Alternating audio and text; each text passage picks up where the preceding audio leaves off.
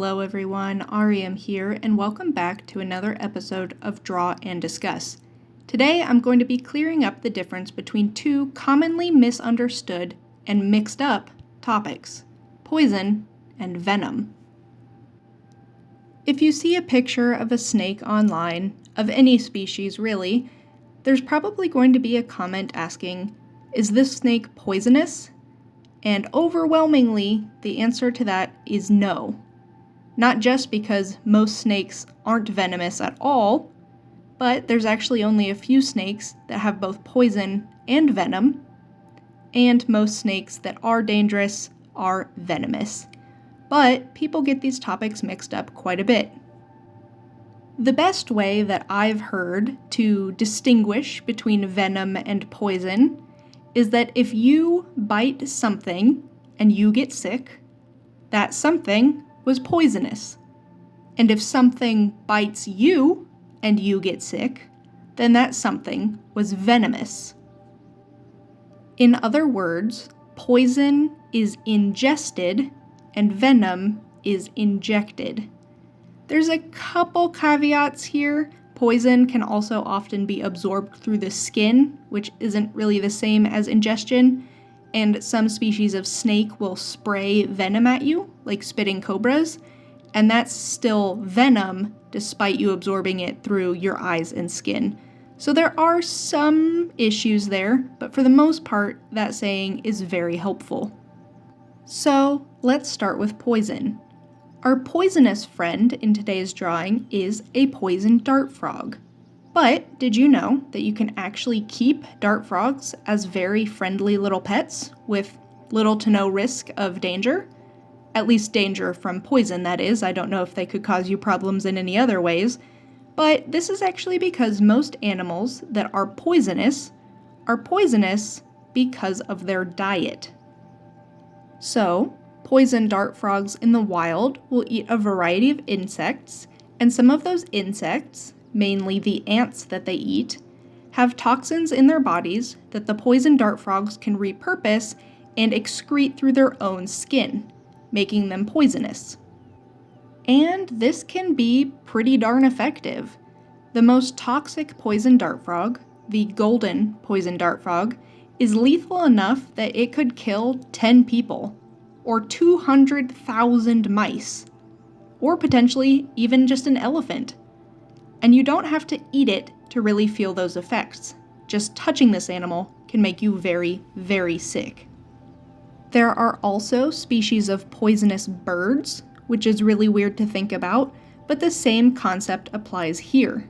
They are eating plant matter, or more commonly, insects that have toxins within them, and those birds are able to secrete those toxins as oils into their feathers, so that anything that tries to eat or grab these birds will bare minimum end up with a bitter taste and a sick feeling, but ultimately could end up dead.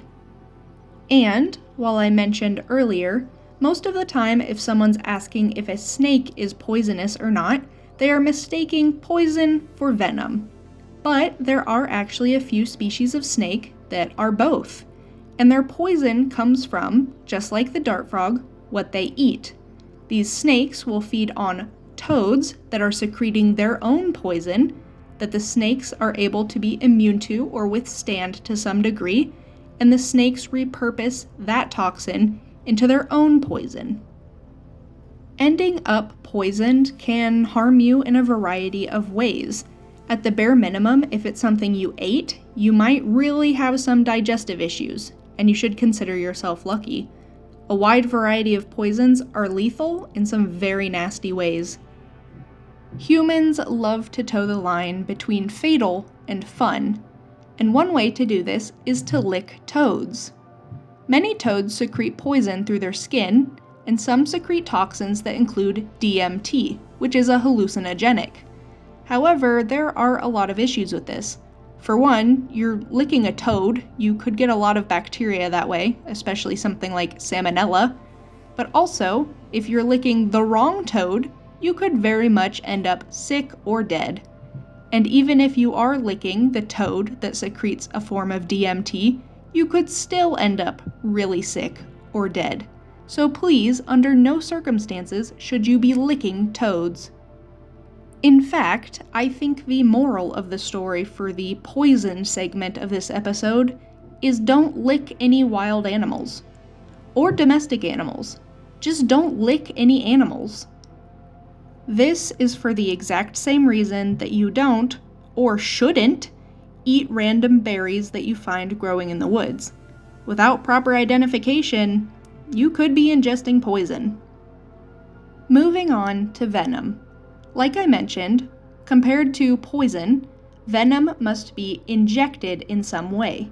Usually this is done through fang structures, but can also be done through stingers.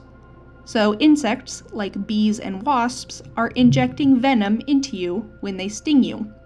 For the most part, this venom is really not an issue for our bodies, but if you're allergic to this venom, it could actually be fatal for you. The most famous animals, of course, tend to be snakes, and this leads all snakes to kind of be cast in a fearful light, just because some noodles are spicier than others. But a lot of snakes aren't venomous at all, because venom is used mostly for hunting, but also for defense. Many snakes never evolved to have venom because their hunting methods would never require it.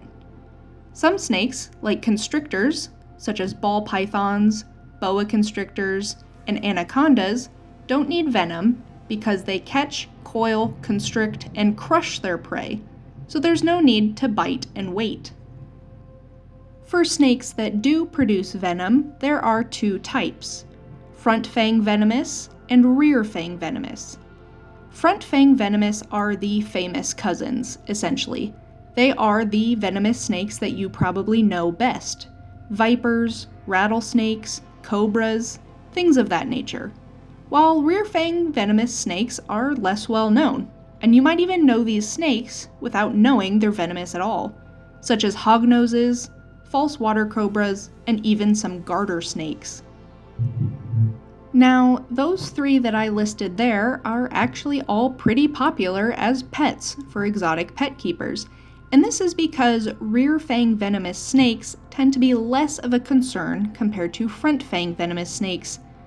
For front fangs, the venom is stored in glands at the back of the animal's head and injected through a mostly hollow fang directly into the bloodstream.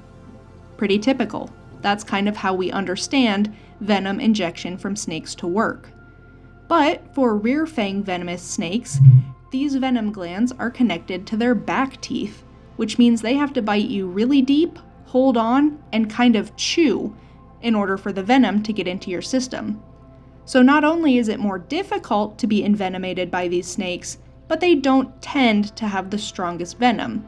More so, again, like a bee sting.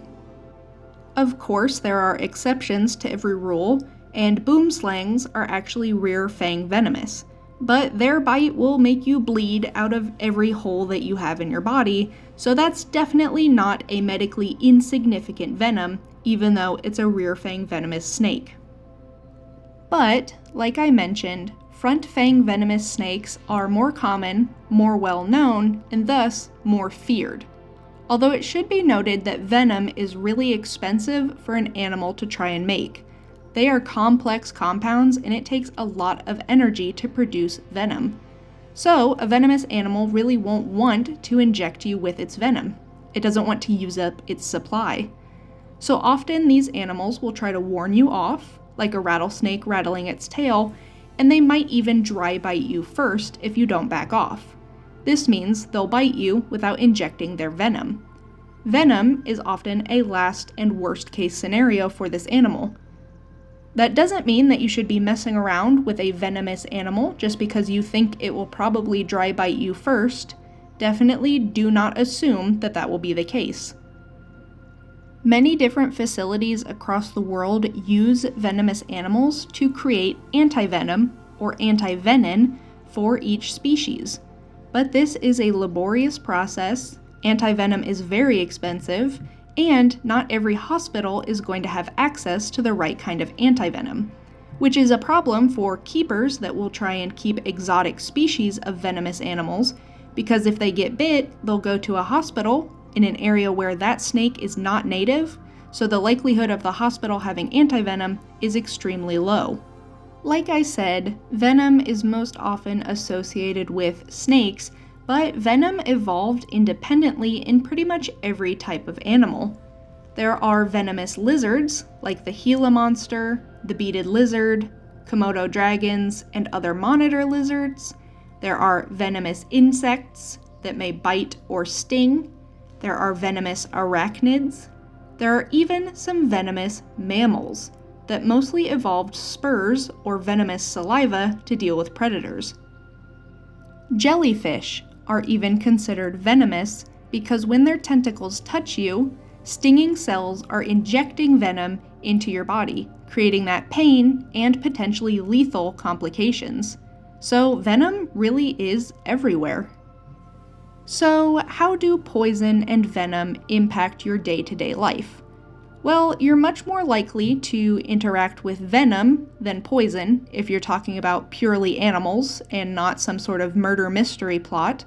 So make sure you know what animals exist in your area that you might need to watch out for. Something like scorpions if you live in Arizona, or around where I live in the Midwest United States, copperheads. Once you know what animals you might need to be looking out for, you can act preventatively. Wear closed-toed shoes while hiking, make sure you're staying on paths, always look out for animals crossing the path, especially well-camouflaged snakes, and be very, very careful if you choose to interact with any wildlife. For example, here is a common water snake that I found over the summer, and while water snakes could mean cottonmouths in some areas, we really don't get cottonmouths or water moccasins in my area, but I made sure to look at this snake over very well before I decided to interact with it, just to make sure. So basically, make sure that you know what you're dealing with, make sure that you have clean hands so you don't impact the animal in any way, keep encounters respectful and brief, and if the animal shows that they don't want anything to do with you, just leave them alone. Animals are not out to hurt you, even venomous or poisonous ones. They developed these adaptations to help them survive, and that's all they're trying to do.